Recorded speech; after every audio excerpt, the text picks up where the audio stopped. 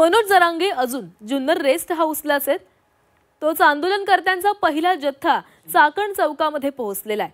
अंदाजे 3000 वाहने या ताफ्यामध्ये आहेत। पहिले लाईव्ह सुरू तर चाकण चौकातून याचा आढावा घेतला आमचे प्रतिनिधी चंद्रकांत खुंडे यांनी।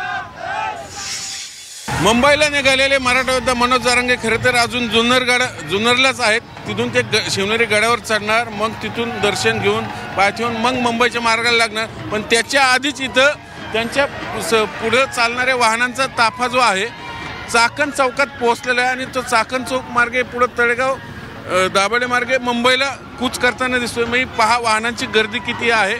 मग आंदोलनाचा रिस्पॉन्स याच्यावरून अंदाज येऊ शकतो।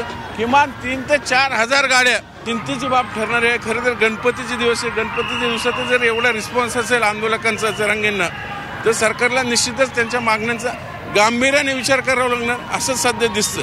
व्हिडिओ जर्नलिस्ट विकी कांबळेसह चंद्रकांत खुंडे, झी मीडिया, पुणे, चाकण चौक।